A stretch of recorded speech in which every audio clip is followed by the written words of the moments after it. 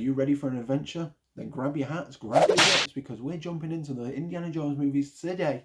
I'm going to review them for you, so let's go.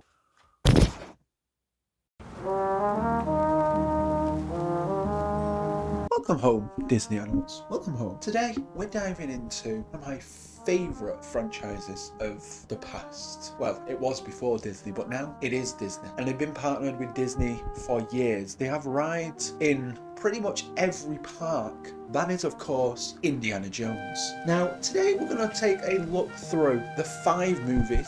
I've watched them recently. I've made some notes and I want to share them with you. And if you have missed my other movie reviews, then be sure to go and check them out in the top right, because there's some doozies there. We've got Pirates of the Caribbean, we've got Sky High, we've got some other ones as well, and many more to come in the future. Now, without further ado, let's get into some of these movies, because there's a lot to talk about. I'm very excited, and let's do it. Let's do it. I'm super excited. Let's go. Alright, so the first movie, probably the most iconic movie from younger Indy. I'm gonna categorize these as.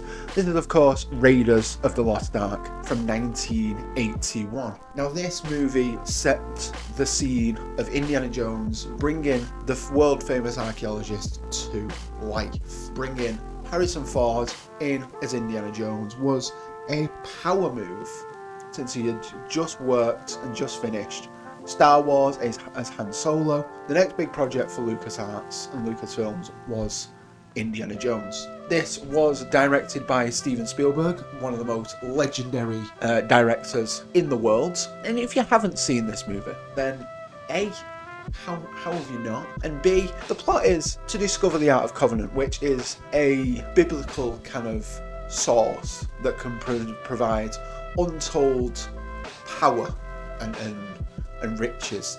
The way I like to see it is more of like a Pandora's box type thing for biblical purposes. The goal is for Indy to take this before the Nazis. It was like pinnacle, like World War II, you know. It's got some amazing iconic scenes. Of course, the boulder scene that is seen in every single kind of iteration of Indy ride or interpretation of show, you know, roller coaster. If you're in Paris, that's where this came from. That is the scene, you know, of Indiana Jones. You think of Indiana Jones and you're going to think of that scene. The other one for me personally was just the powerful scene of when the Covenant was opened by the Nazis, and it was just it was impressive. It was impressive. It really was super fun. Just the CGI and the special effects of that movie for that era was impressive, very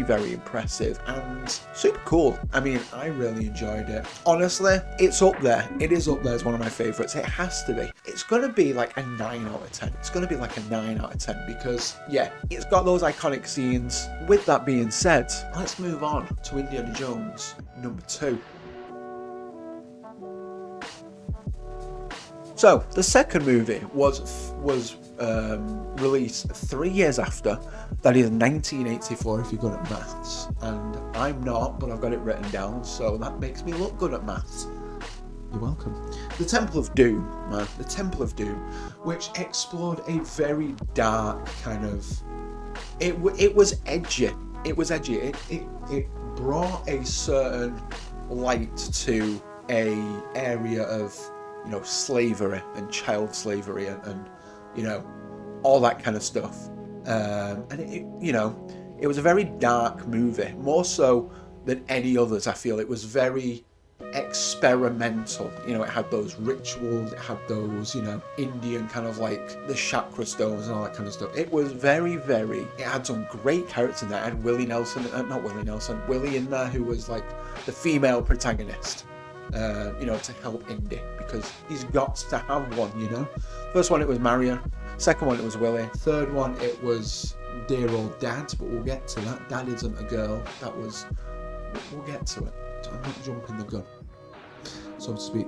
But yeah, the second one introduced Short Round. Short Round is like probably one of the best characters in the franchise. Wow! Holy smoke! Crash landing! short round. Step on it. Okie dokie, Dr. Jones, hold on to your potatoes. Crying out loud. Honestly, hilarious, funny. Indy and him had like a father and son kind of like duo. It was very comedic, it was very fun, it was very light-hearted when it needs to be, but it was also very warm and embracing when it was as well. It was just a very, very good scene. I think out of this one as well, the most iconic scene was the minecart scene. This is one that sticks out for me, and probably for many of you at home as well. This scene is just very, very iconic. I feel like every indie movie has an iconic scene, and this is this one. This is Temple of Doom. The mine scene was very, very cool. Temple of Doom, what do I rate it though? Like, what do I rate? This is why you're here. This is why you're here. You want to hear my ratings? It's probably a solid 9 out of 10. Dare I say a 10? Dare I say a 10? I dare to say 10 because it's fantastic. It's a fantastic piece of media. One of my favourites. Bear there, that's not a saying. Bye there, though. No, what am I trying to say? I don't know. But we'll go with bye there because that sounds... I've made a new word. You're welcome. Bye there. Not my favourite, although it is very, very close. The third one is actually my favourite, and we'll get to that in a minute. But yes, it's certainly a great movie. Temple of Doom, very, very watchable. I mean, all of these movies for me are very, very watchable. I'm a massive fan of Indy. Star Wars can get thrown out. Indy can walk on in, boys. Indy can walk on in. It's just me personally, but you know, dare to be different, you know. Indiana Jones and the Last Crusade. This was filmed in 1989, so this was 5 years after the Temple of Doom. And this one showed Indy's childhood side. It showed sort of an origin story for Indiana Jones. Now, I don't know how true this is to source material. We did have the Adventures of Chronicles, the Adventures of Young Indiana Jones, which I have not personally watched. Maybe that is something I want to watch, and maybe bring a review of that as well. Let me know if that's something you do want to see here on the channel, because, you know, all indie content is Disney now. So The Last Crusade, it shows a kind of origin story of where he gets the whip from, his scar on his chin, his hat, all that kind of stuff. And he wants to be an archaeologist. That, you know, he finds people grave digging in, you know, the Western Americas and all that kind of stuff. So that's where that comes from. Shows light of finding or tracking down his father for a portion of the film, and then working with his father to hunt down the Holy Grail. The Holy Grail is like a myth. Holy Grail is like a myth in the Bible. That it's the cup that Jesus drank from at the Last Supper. Super intriguing movie. One scene that sticks out for me is the invisible walkway, or the bridge, the bridge to nowhere, I think it's called, or something like that. I'll have to have a look what it's called, and I'll put it on. But like, it's very, very cool. You have to have like a leap of faith moment to like truly believe in being able to get to the cavern where this Holy Grail is, and it's super cool. There's plot twists from the main female protagonist, who was called Elsa. Not that Elsa. I know what you're thinking. It's not her. Let it go. She wasn't Norwegian. She was German. She was working as a double spy, and of course, this is a time in war I think it was like 1944, 1943 when this was set. So of course she's working with the bad guy at the time. I'm not going to say his name. She double crossed the both of them, and then Indy and Dad worked together. Holy, what a great team. Very cool. And may I just say that if you didn't know, the legendary actor Sean Connery was playing Henry Jones Sr. Yeah, Henry Jones Sr. You heard me. Indiana Jones is not his real name. His real name is Henry Jones Jr. Indiana is the name of the dog. Yeah, didn't see that coming, did you? No, didn't see that coming. First time I saw that, I was like, whoa, plot twist. What's super fun character, super fun movie. Honestly, my favourite of the original kind of like trilogy. A solid 10 out of 10. A very, very good movie. One of my favourites. It's just very, very, for me, that scene that pokes out for me is walking over that bridge. That is my go-to scene when I think of The Last Crusade. So we've had a few years of a hiatus in the Indy trilogy. Disney bought LucasArts, or Lucasfilm, back in, I believe, 2006. something like that. Someone fact check it for me. And in 2008, we got a new Indiana Jones film. Indiana Jones and the Kingdom of the Crystal Skull. Now this one is very, very controversial. It was, I think still is. Why? It's got aliens in it. It's all about putting all of those things that you see on the History Channel with like ancient aliens and like, yes, aliens made the pyramids, aliens did this, aliens did that, aliens did a dance and boogied 100 years ago, you know, thousands of years ago. Aliens apparently still live on the planet, and then one of their skulls needs to be placed back, brought back to where so they can return to their motherland. It's a weird movie, man. It's a weird movie. It is a very weird movie. I can't deny it. I can't deny it's weird. It's set in the 1950s Cold War era, so Indy's a little bit older. You know, Harrison Ford's getting on a bit. It had Shia LaBeouf in it, which if you don't know, you might know Shia LaBeouf from Holes, Transformers as Sam Witwicky. He was in Holes as Stanley Yelnats IV. He was in Even Stevens. And he's the guy that was like, just do it! That guy. If you don't know him from any movies, you'll know him from that. This movie, very, very, very weird. Very weird. But you know what? I liked it. I liked it. It was... I didn't fully understand it when it came out in 2008, because bearing in mind I was like, how old was I in 2008? 14? Yes. 13 or 14. So I was like year 9. I was like year 8, year 9. I didn't fully understand it. I was like, aliens, what are those? You know, those are my Crocs. Well, I've got my Crocs on. But yeah, it was a weird movie. It was fun. I rewatched it. I've rewatched it a few times since then, and I've grown to appreciate it. I've grown to appreciate the weirdness, the storytelling they went, the direction they went, the angle. Yeah. Would I recommend it to people? No. There's plenty of other indie movies that I would recommend. Raiders of the Lost Ark, The Temple of Doom, and of course the Last Crusade. Those are the 3 that I would recommend. The 3 OG indie movies. This one, if it's on, watch it. Like, if you're intrigued, but I wouldn't go out your way to watch it, you know. I wouldn't go on my way to recommend, be like, yeah, this is like the best indie movie ever, you have to watch it will change your life. No, that's what Raiders of the Lost Ark is for. If you've never watched an indie movie, Raiders of the Lost Ark is the one to go for. But of course, you know, what do I know? I'm just a dude that makes videos for the internet. I'd recommend it. I wouldn't fully recommend it. I'd recommend it if you're into the indie scene, you know, not the music scene, the Indiana Jones scene. A solid 6 out of 10. Solid 6 out of 10. It's aight. It's nothing to roan home about.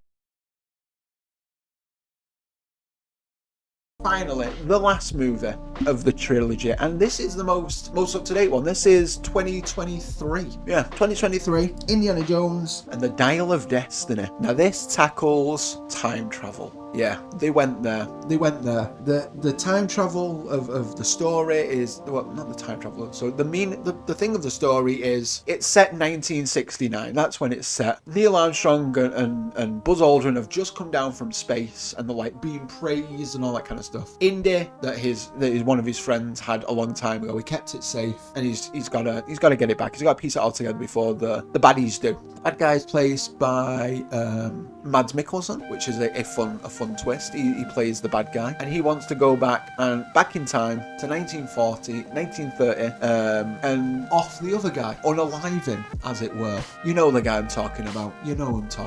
But yeah, that's the dude. He wants to get rid of him. He wants to become the main bad guy, the Führer. Doesn't go to his plan. The Archimedes dial, it takes him back to like ancient Roman times, into when Archimedes needed help to like fight the Alexandrites or something like that. I don't know what it was. It was fine. It was alright. It was decent. I watched it day release, or like week of release. I think I watched it like a day after. I think it came out like Wednesday. I watched it like the Friday, so 2 days after. It was pretty solid. It was alright. Again, it tied up all those loose ends. Like Marion came back. Him and Marion were getting divorced. You know, his son, which turned out to be Shia LaBeouf, from Kingdom of the Crystal Skull. Was his son, so Mutt has passed away because he enlisted for the army and got killed. Indy was depressed. He just needed that one more final huzzah to get him through. It was alright. It was good. It's better than Kingdom of the Crystal Skull, I'd say.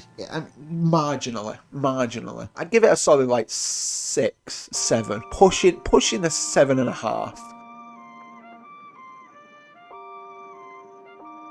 These movies are fantastic. Again, they're great. I'm a big indie fan. I really am. I always have been. Ever since I was a little boy, I used to be obsessed with like action heroes and things like that. I used to play with like G.I. Joes or Action Men at the time when I was younger. And that was a big thing for me. And Indiana Jones kind of brings that to life in a sense for me. You know, he's the action hero that everybody roots for. You know, he saves people and he saves artifacts and he gets rid of the bad guys, and you know, he's got friends in low places and he's got low places in high friends, and it's a cool dynamic. It's very, very cool. I really enjoy it. And yeah, it's one of them where Indiana Jones always been there for me. It's always been a comfort movie. It's always been a comfort series. Highly recommend you watch them if you've never watched Indiana Jones. If you want to dabble in something new, you're a bit of an action adventure fan, Indy's your guy. Indy is your guy. He's got the whip, he's got the hat. It's nowhere near as cool as Indy's. It's all good. I can look fancy. That's this video, man. I hope you enjoyed. I love doing these movie reviews. It gives me a chance to sit and watch movies and things like that. If there are any movies you do want to see a review on Disney-wise, let me know. Whether it be a franchise or a singular movie, I'll do any or both, you know. And let me know down in the comments if that is something you do want to see again in the future. Again, I like doing these. They're really fun. Big shout out to you guys for being awesome. Big shout out to the Shit Shirt Club for this shirt. This was currently a set. It comes with a pair of shorts and a pair of shirt and a pair of shorts. Part of the subscription that I had a while ago. Not a while ago. I've still got it. And the new shirt has come. Or maybe I'll wear that in another video. Keep your eyes open because these are awesome. And if you do want to save a little bit of cash and you do want to check these out, go to shit.shirtclub.com. Link is in the description. Use code DIGIMAGICPODCAST20 for 20% off your total order, including the subscription. Why not share and save today? And why not explore? And why not look fabulous, be fabulous, and dress like your favourite YouTuber? I thank you. But yeah, big thank you to all of y'all just for being amazing. I'll keep you all updated with new videos every Monday or every other Monday. New podcast episodes every other Friday. And a new series is launching here very soon on the channel. We've got the cooking series coming, boys. We've got the cooking series. We're going to be jumping in that kitchen and making some food. Thank you so much for being here. Thank you so much for being awesome. Don't forget to like, comment, share, subscribe, all that fun stuff. And I'll catch y'all in the next one. Till then, much love. Peace.